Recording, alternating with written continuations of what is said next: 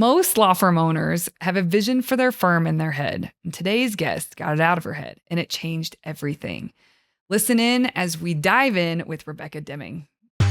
Welcome to the Law Firm Owner Podcast, powered by Velocity Work. This is the work that creates velocity. Hi, everyone. Welcome to this week's episode of the Law Firm Owner Podcast. I am thrilled to be here with Rebecca Deming. Hi. Hi, Melissa. Thanks for having me. Thank you for coming on. This is great. You were here for an event, and so we asked if you would stick around a bit and record a conversation about the vivid vision for your company. So we'll dig into that. So thank you. Yeah, thank you. Do you want to tell everybody who you are, where you are, and what you do?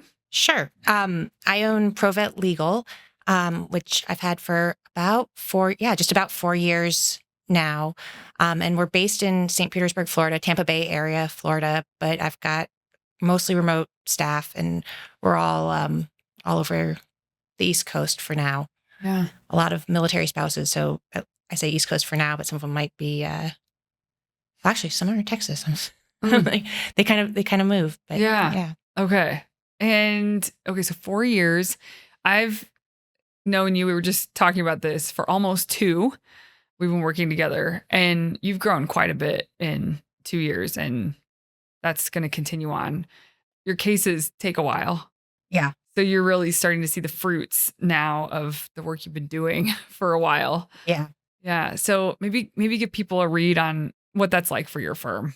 Yeah. So when I first started, I think I took 12 or 15 cases with me from the firm I left.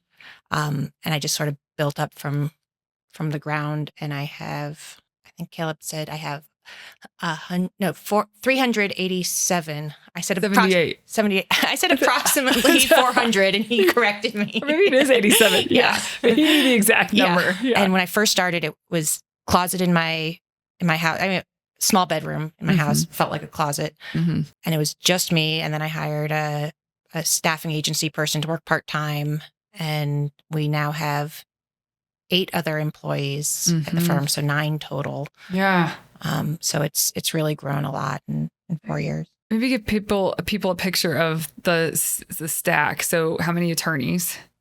We have me plus 2 attorneys, and then 1 gal who graduated law school and was taking the bar exam. So this fall we should have 4 attorneys total. And we have an intake coordinator, 2 legal assistants, which is kind of paralegal. We were talking about that this week, the designation between legal assistant and paralegal. Mm-hmm. And then we have an operations manager and 1 person who is probably eventually going to be my executive assistant, but right now is kind of floating and assisting where she can and helping people get stuff done. Okay. Yeah. Yeah. So you've grown quite a bit. Yeah. And what's your average case length? Almost 18 months. Okay. 17 and a half, I think was. Okay. Yeah. Well, the reason I was very excited that you were down to talk today. So for those of you who don't know, we have a group called Syndicate, and you've been in Syndicate this year. Yeah. And one of the first things that we pushed everybody to do was to read the book Vivid Vision and create your own vivid vision for your company. And some people took that further than others, but you knocked it out of the park. I mean, this is something to be, everybody's just something to be proud of, but not everybody finished theirs, kind of stalled out, but you took this to the end, and you had Velocity Work polish it. So we sort of branded it and made it look like your colors and all of that, but it's incredible. So I wanted to talk to people about, because I believe this is important. And now, I mean, it's becoming obviously important for you and your team and where you're going. So I'd love to let you speak first to, I sent everybody the book, Vivid Vision. You read that. There were some parts you didn't identify with. What are the parts you did identify with from that book? 2 parts that I think I really identified with.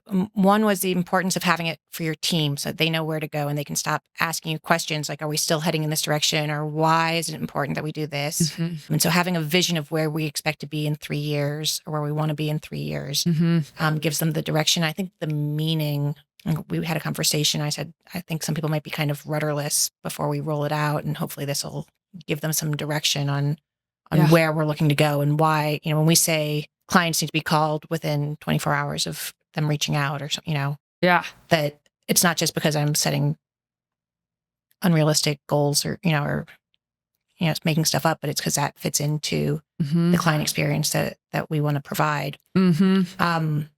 Important for our team, I think also, I was having a meeting with financial planners recently, and they're, well, you've got this account and you've got that account, and maybe you should save like this amount. And I said, well, yeah, these are our financials right now, but we have a vivid vision, and I haven't actually sent it to them yet, but I told them, let me send this to you, because I think when we're talking about our plan and you're saying how much I should have in reserves or how much I should keep liquid or whatever, having this is going to, we've grown staff-wise and financially probably double in the past year, like 100% growth in the past year. Yeah. And so if they're looking at like where you are today, they're like, well, here's a plan for someone who has this size firm. Yeah. Well, that's not where we're going to be by the time I even get you all my financials that you're asking me to get you. And right. Exactly. It's all been changing very quickly for you. Yeah. Yeah. And the vendors, the marketers, I think, we could just be a firm who practices this area of law, but when they see like what we're going for, I think it changes the tone or the way that they approach us. Yeah. Yeah. Well, I'm gonna, after we talk a little bit more, I'd love to read just even the headers that you decided to expand on within your vivid vision. But did you have a pretty clear picture of all this before you wrote it, and just the team didn't, or it forced you to get clearer? It forced me to get clearer. Yeah. I think I had a vision of a lot of this stuff that was just sort of like loosely floating around in my head, because we've done, when we do strategic planning and you think, we do that vivid imagination or visioning, like, what do you want your life to be in the beginning of it, before you kind of get into what does success look like to you? Yeah. Yes. Yeah. And so I had some of that in mind, at least like personally, and like what I want to see the firm look like. And, so I've done some of that. And I think I did have it clear in my head, but not like this, and not that I could explain to somebody else. And yeah. Did you know one of the things that's in here is about where you want to be recognized, like nationally recognized as a firm that does this work? Did you know that before you wrote it, or did you get a little gutsy and say that, like, you realized it during when you're writing this? I don't know. There's levels of knowing something. Like, I think I always knew it, but I probably wouldn't have said it out loud, because it sounds, what he talks about, the big, hairy, audacious goal. Is that in that book? I sometimes he does reference it. BHAG. The BHAG. Yeah. And, so I'm like, okay, well, he said BHAG, so I'm going to say what I want it to be. And, it feels kind of scary when you say it out loud, because you're like, oh, people are going to judge me, or they're going to be like, oh, even talking to the financial planners about, this is where we're going to be in 3 years or beyond, before they've seen this, I think it's kind of like, okay, that's nice, lady. Like, right. Like just wishful thinking, but it's like, no, it's not a plan. It's not not everything in there is like how we're going to put our systems together to meet these objectives. But having that vision is like, well, we are going to have those plans. And yeah, it serves as your North Star. Like, this is what you're supposed to line yourself up with. Even today, we were having a conversation about things you're realizing in the firm that you've been like kind of hemming and hawing about, trying to figure out what to do. And then you reread this today in preparation for this, and you just thought, oh yeah, no, we need to stop doing that. Yeah, exactly. It made the decision very clear. Yeah, I was like, well, that doesn't fit into, these problems are pain points for us right now, don't fit into where we're like this vision, like that. Yes. That stuff just doesn't fit in here. Yeah. And, the flip side of it is there's certain cases, because some of the stuff I have in there is, you said, being nationally recognized, which means that we're working on cases that have the potential to impact the law and, change the way that veterans access benefits, basically. Yeah. And so there's some cases that just sort of feel like a pain, or you get pushback from Office of General Counsel, and you're like, well, maybe I should take that offer. Maybe I should take that plea deal. And I think, well, no, that's not what my vision is. My vision is that we're going to, assuming the client is on board, I'm not going to make decisions that don't align with what the client wants and is in their best interest. But there's a case I'm working on that kind of came up this morning because we're jet lag, we're from East Coast. So I Yeah. got a little bit of work done in the morning. And, it's like, instead of, I think before I did this, it probably would have just been like stressful. And now it's energizing because like, no, that's like the hard work that's pushing us towards where we want to be. Yeah. Yeah. Absolutely. I mean, I think I'll read some of the headers if that's okay with you. I mean, and for everybody who's watching, if you're listening, you can't see this, but if you're viewing it, you can see this. This is the cover. This is their logo up here. I don't know how big it is for the camera, but so your Vivid Vision, you give an overview, and maybe I'll read the overview if that's okay with you, and then I'll just kind of read the sections that you have. It's December 31st, 2027, and ProVet Legal has firmly established itself as one of the most trusted, effective, and recognized veterans disability law firms in the United States. We are known nationally for our legal outcomes, but even more powerfully for the experience we provide to clients, men and women who have served their country and now deserve the highest level of advocacy. Our work changes lives. Our presence in the industry shapes policy. Our culture attracts the best. Our systems empower our team to do their best work, consistently, confidently, and with heart. This is a look inside the ProVet Legal of today. And so that's kind of opens up the rest of the document. And so you have a section on reputation and positioning. And just the first sentence struck me when I was even looking through this before we started. The first sentence is, we are universally recognized as a top 5 national authority in veterans disability law. And you go on to say more. But and these are strong statements that I'm just imagining any law firm owner listening to this, they have their own sphere of work and of business, and no one is pinning you down to strongly articulate anything about your firm. And so I hope that this serves as an inspiring episode for people to think about, hey, wait a minute, what is it that I want here? How can I think about this in a way that feels like a future that's going to pull me forward instead of just grinding at the work? Right.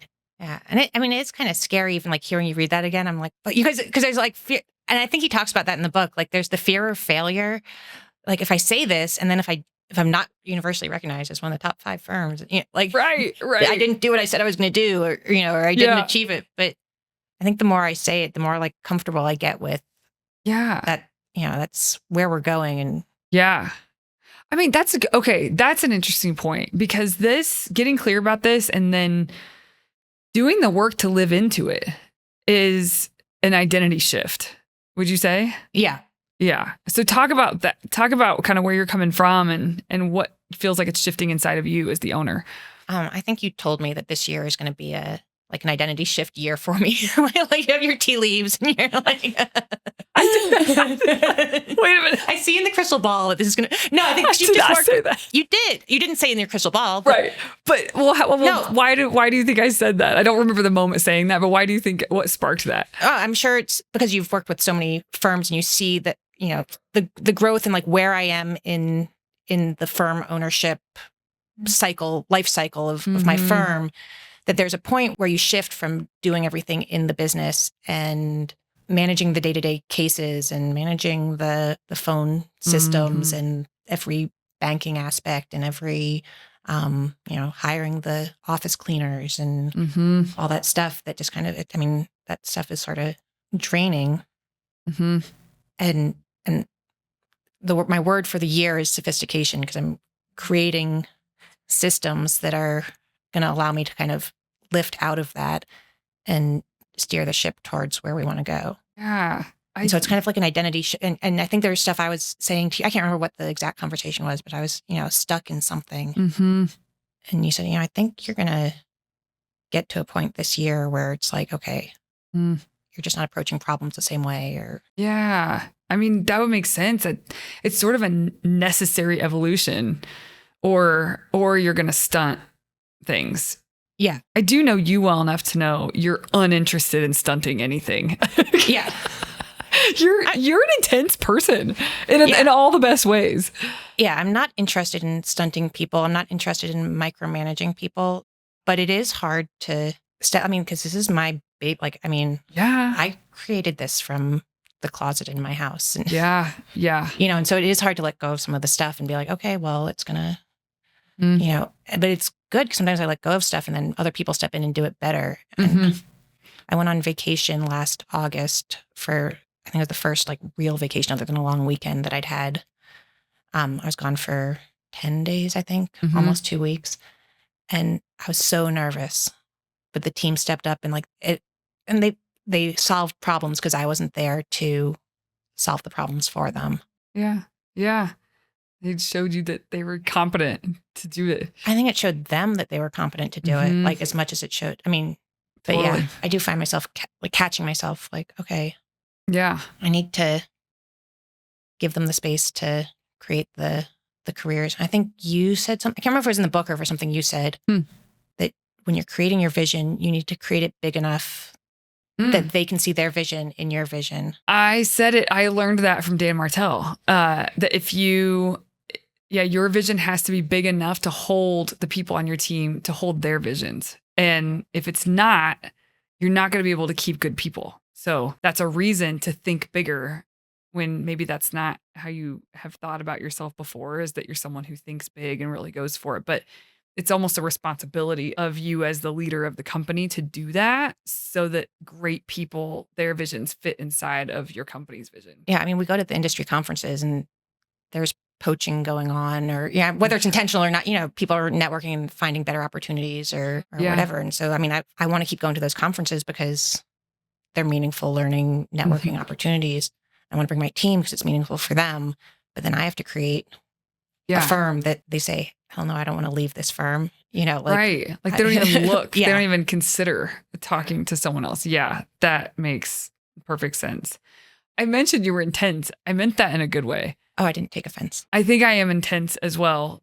I think you seem to be more disciplined intense than me.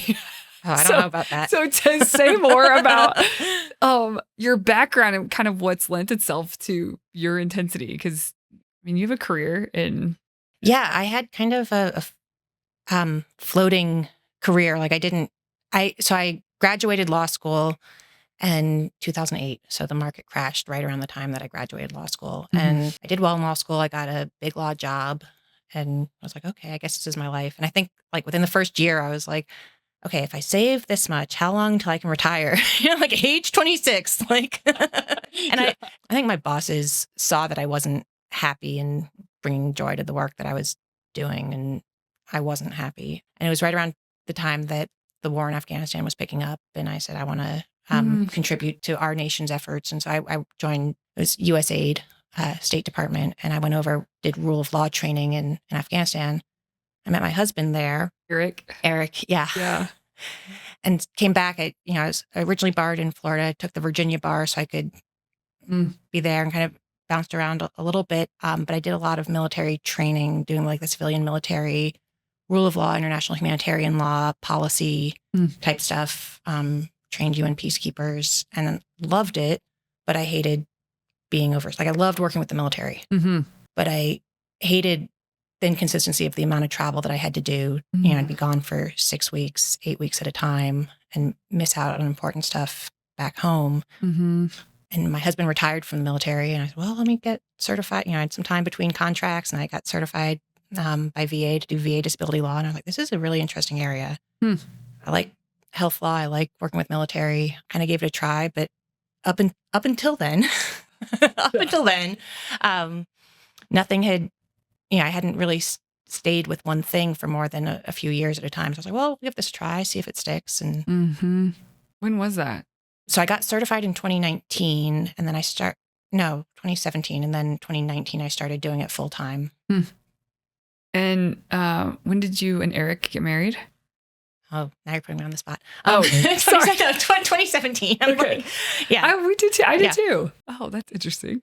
So then, and where did you go when you were overseas or all over? All over Africa.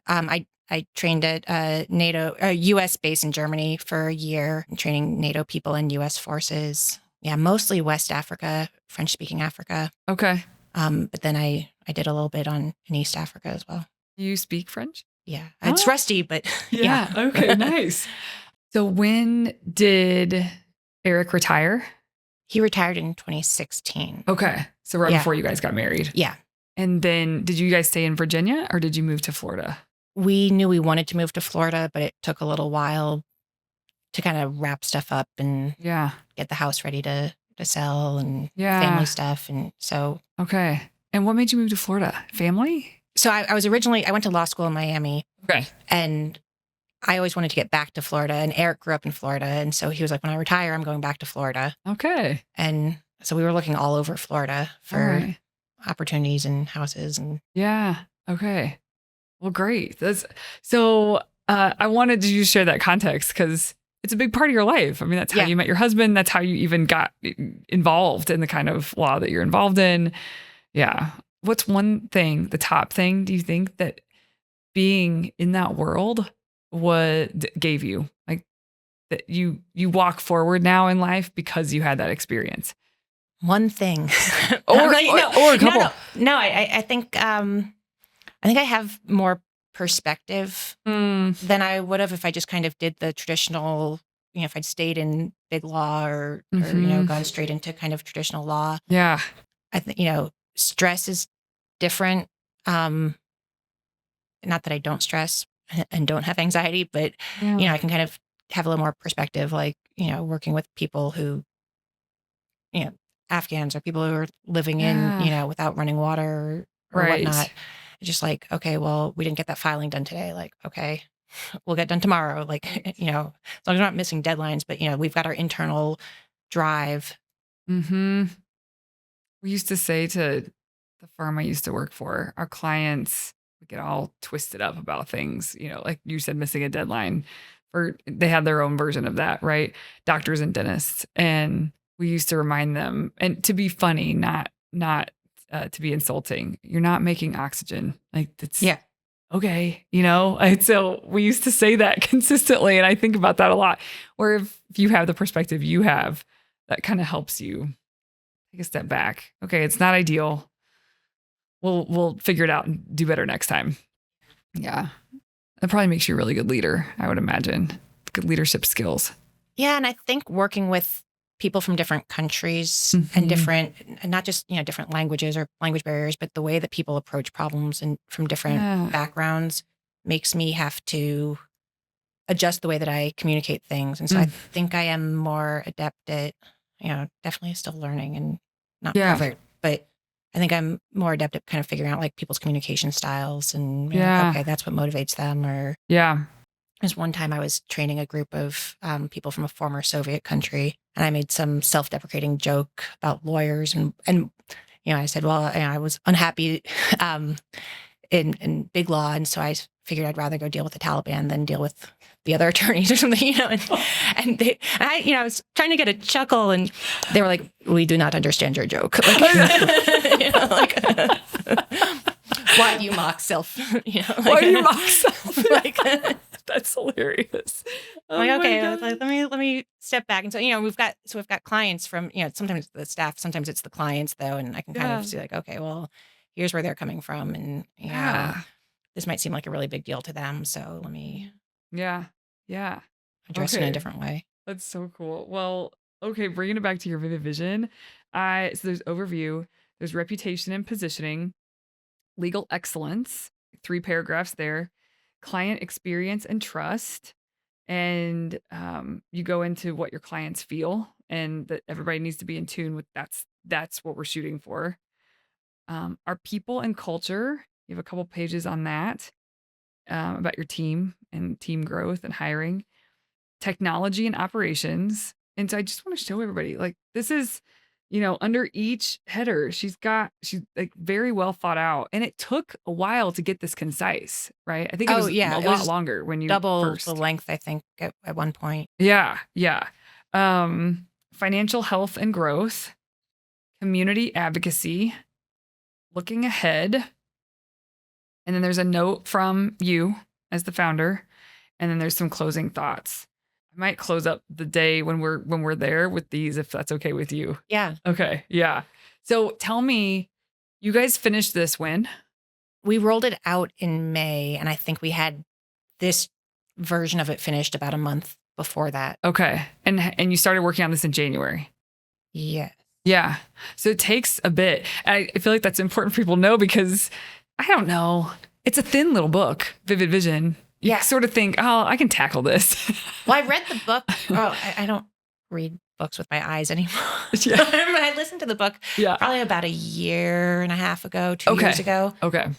And I just sort of like consumed the content. I was like, oh, that's a good idea, Yeah. But like, unless somebody's kind of sitting there facilitating you going through the thought process, or you have that kind of self-discipline that you can just do it yourself. Right. I mean, I guess there are people that can just be like, okay, that's what he said in this page, and so I'm just going to do that. Yeah. I read it sometimes while I was driving Mm-hmm. and listened to it while I was driving Mm-hmm. and didn't do anything with it Mm-hmm. Yeah. until we did it as part of Syndicate. Actually, it was good I was just thinking, I did it by myself, but I read it also a couple years ago and it was interesting. And I kept thinking, yeah, that'd be great. And I never did it. And then preparing, I knew from reading it. And I also knew from other entrepreneurs that I knew that had done it. I knew it was important. I could see how it was playing out for them. I thought, okay, this is important. So I knew I was going to have Syndicate do it. And I thought, well, I'm not going to have them do it if I haven't done it. So it forced me to do it. And it is one of the greatest gifts it's probably one of the greatest contributions I've ever done for velocity work because it gives us such clarity about where we're going, like who is a part of that journey, who are we serving, how are we serving, what are our standards. It just forced it all to get clear that it's different than a handbook, or your Yeah. SOPs. It's a well thought out. What does he say in the book? He says, you get it all out and then you need to lift it off the page through the editing process so that everybody gets excited when they read it. So you did that work this first quarter.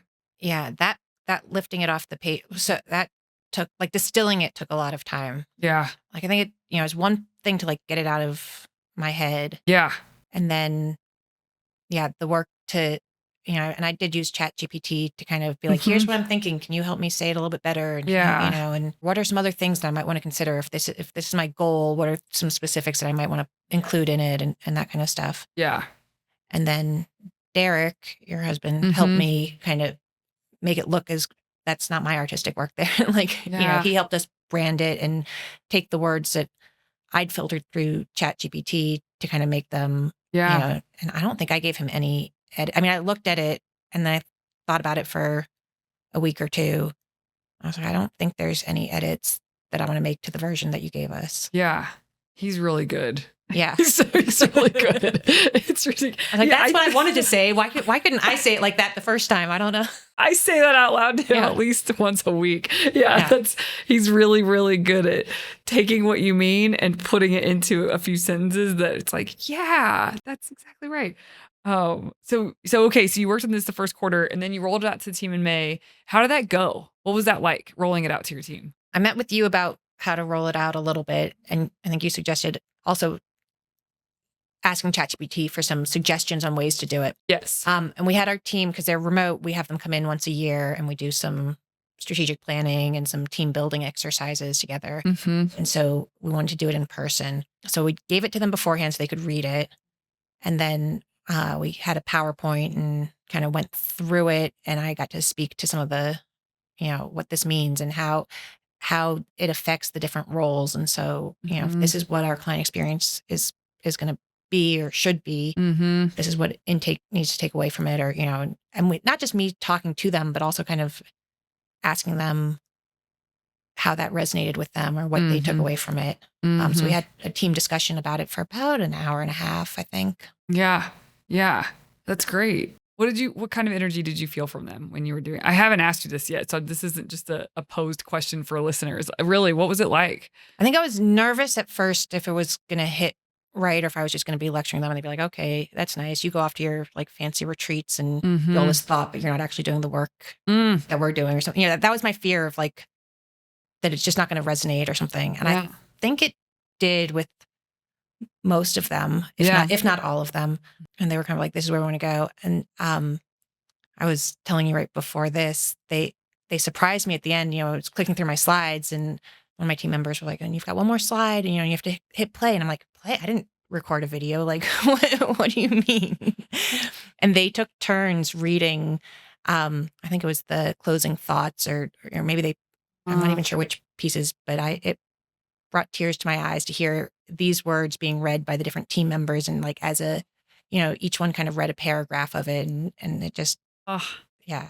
oh, I was like, I'm not crying, you're crying. yeah. That is when you said, I think it went well, what were the signs? I mean, could you tell that, eyebrows lifted, smiles kind of thing? Is that what you're talking about? Yeah. Well, it wasn't just me reading it to them and like reading their faces. We did have conversations about Yes. like how to, and so I could tell that they were engaged and like, okay, so if I do this, I'm going to have, Uh-huh. I'm going to have to get better at doing that. Or, Yeah.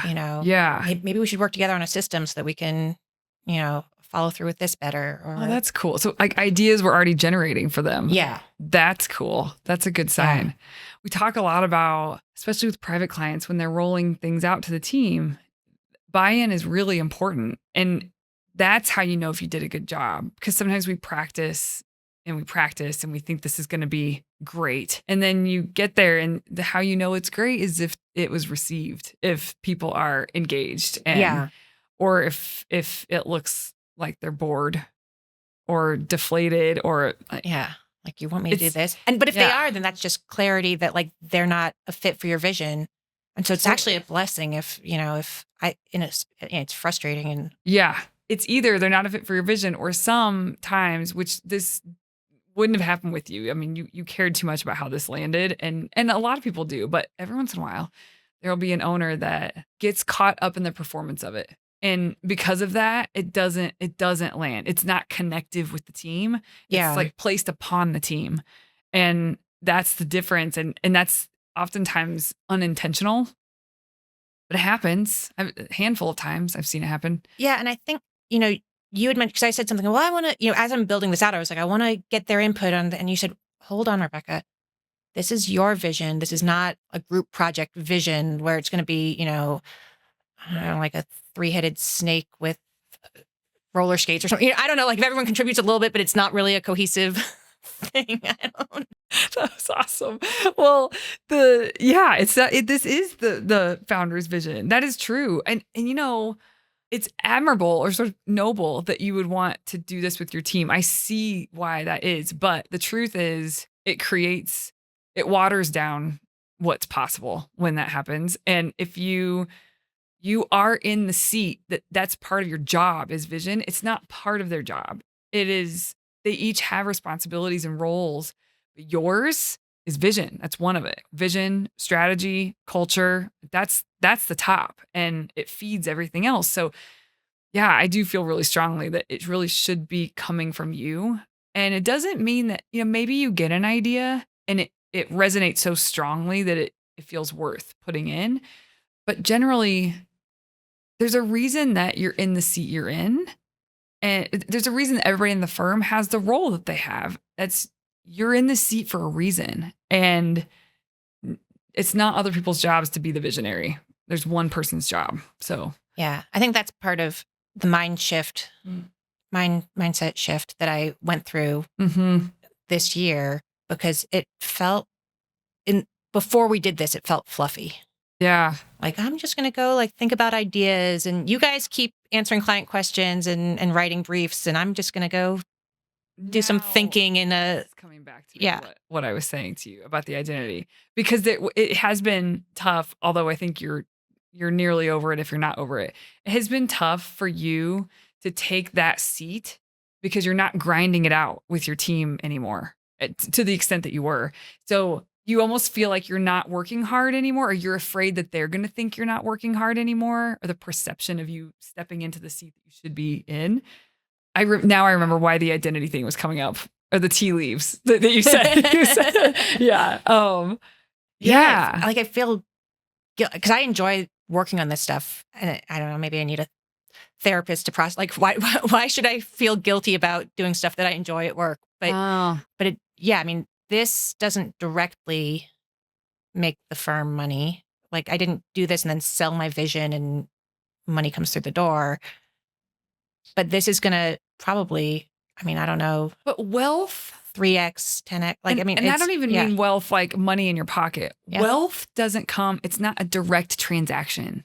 yeah, The wealth, like a richness comes from bigger, deeper work that's not trade, right? It's not pages or dollar per hour or dollar for case. It's not that. And that's hard. That is a hard breakaway identity wise, because that is how you've built this is you've done the work on cases and you are rewarded for that work on cases.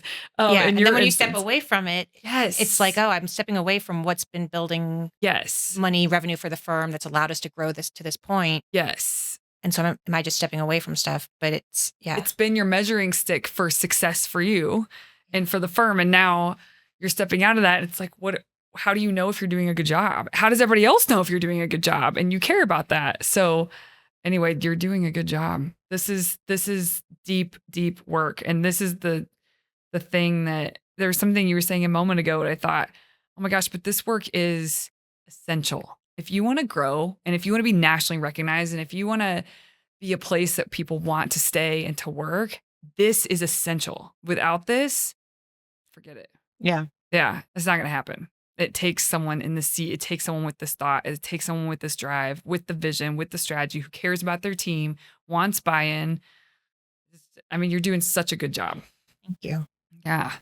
Well, maybe any last thoughts maybe you want to share about the experience you had when you first started writing it, something you noticed about, you were putting in specifics and we had a conversation about like, wait.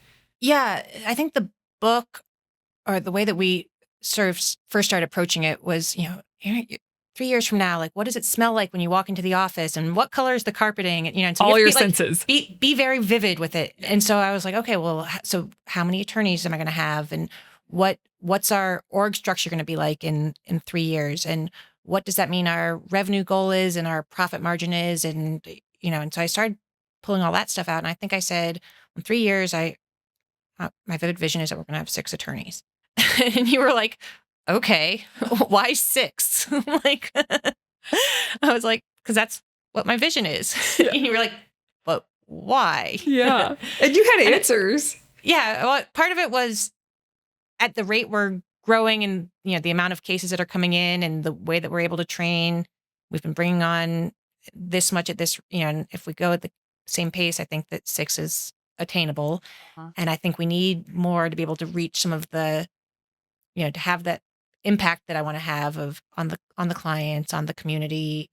Okay, that's where I caught on to you. Yeah. You were talking about with that we can do X. I was like, no, just talk about X. Who knows how many attorneys you have? You might be right. It might be 6.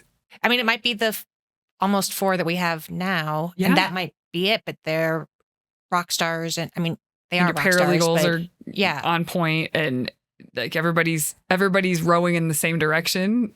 Yeah. Yeah. And I was getting too sucked into the weeds of like, well, what's the reporting structure going to be? And then, so if we have like 1 paralegal per 2 attorneys or 2 paralegals per attorney, or, and it's and that's the how, that's not the where. The what, the where. That's a good way to say that. Yeah, absolutely. The reason I thought to maybe have you bring that up is because most of the people I work with tend to get stuck in the weeds. Me too, for my own stuff. Like it's hard to step out of it and to talk about above what you're used to thinking about. So I'm glad we remembered to share that, because I'm sure that when people sit down to really get clear about where am I going in 3 years, which by the way, for the book, you should get Vivid Vision, because it's a good starter, I would say. I think to your point, there's certain things in there that didn't resonate with you, just didn't feel like it landed, but you got the gist. You understood why this is important, and you understood you needed to put something together, and it gave you a really good starting place. Is that fair to say? Yeah. Yeah. And that's what I'm hoping for others too. But you can get stuck in the weeds and it feels like a big vision because it's a multiplier of what you currently have now. But it's not about just increasing the number of things inside the firm. It's about why and what it looks like when you might be right. It might be 6 attorneys, but what do you think that's going to give you? That's the thing to talk about. And then you did you ran with that after we talked about that. And I struggled with the financial section too, because of partly for the same reasons, and partly because if you're not in the firm, you don't know all the operations, the numbers seem sort of disconnected. Mhm. And so I think in the end, we didn't put specific numbers Yeah, in that's right. this. We put percentages, which Mhm. even those, if I were going back, if it's 5% of our spend on marketing or what, or if it ends up being 3% or 10%, like I don't know that those numbers Mhm. are the vision, but it gives us a little bit more, it gives us structure as to why we want to be financially healthy and how being financially healthy Mhm. is going to impact the other pieces of our Yeah. mission. Yeah. Yeah, that's a good point. I'm glad you said that because a lot of people will get tripped up on those things in the sections. And it is, you want to be thoughtful about it. Some people will actually put the numbers they're shooting for. Some will use percentages. Some will be more vague, but try to paint a clear picture. And that's hard to be vague and paint a clear picture. But it really is about the feeling that you get when you read each thing. Like, do you identify with this as a team member and as an owner? And yeah, you've done such a good job. Anything else you want to share before I read your closing thoughts? No, I've really enjoyed this conversation. Yeah, Me too. I enjoyed the process of doing it. Yeah. You could tell. You could tell you were enjoying it. And you could tell it wasn't easy. Not like the kind of enjoy where it's like a Sunday afternoon, right? No, it That's was not, hard. it I was mean, really it was hard. really hard, but it kind of, it gave you space to sort of be like, okay, this is why I'm doing it. Cause, day to day, I could just knock out the status updates or the briefs or, whatever client Yeah. calls. Yeah. But yeah. Yeah. Do you want to read it or do you want me to read it? You can read it. And all right. Closing thoughts to your vivid vision.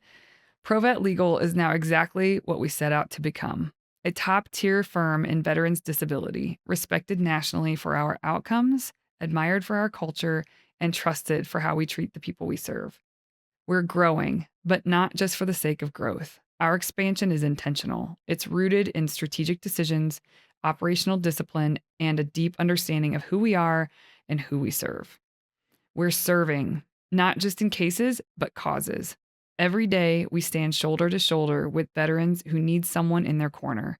We advocate fiercely, we communicate clearly, and we walk with them through a system that often feels stacked against them. Oh, it's so good. And we're building, not just a firm, but a legacy, a place where careers thrive, where innovation meets empathy, and where people feel proud to come to work. We're building systems that endure, relationships that matter, and a reputation that's earned one result, one client, one moment at a time. This is the ProVet Legal of today and the foundation for everything still to come. That is so good. That is so good. Yeah, it gives me chills hearing it. Like, even though I've read it and had it read to me and, Yeah. it just, Yeah. yeah. Really cool.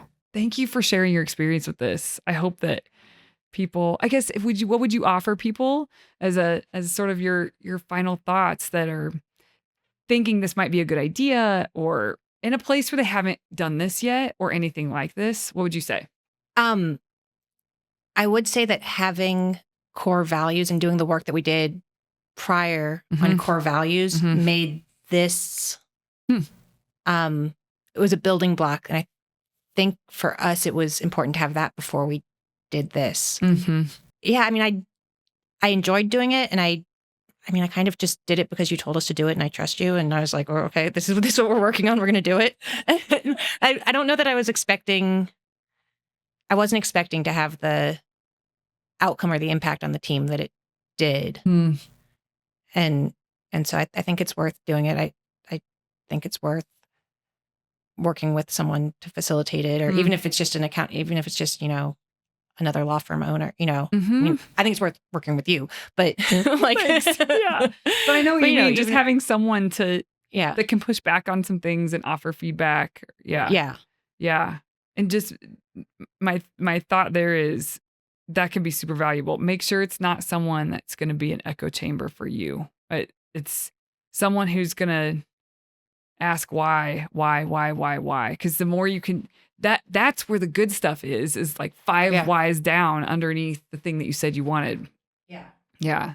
But you could tell somebody to do that to you if you needed to. But yeah, it's been such a joy and a pleasure and a privilege to work with you over the last couple years. Where you're going is remarkable. What you've built is remarkable.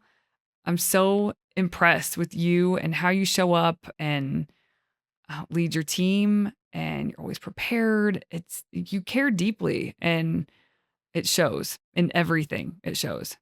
Emulating you in the way that you, and sometimes I would like you to just step in and have those conversations with my team and be the leader for me. And they're like, no, just put your Melissa hat on and put your big girl pants on and do it. That's great. Thank you for being here. Yeah. Thank you so much for having me. Right. It was awesome. Thank you for listening to the Law Firm Owner Podcast. If you're ready to get clearer on your vision, data, and mindset, then head over to velocitywork.com where you can plug in to quarterly strategic planning with accountability and coaching in between. This is the work that creates velocity.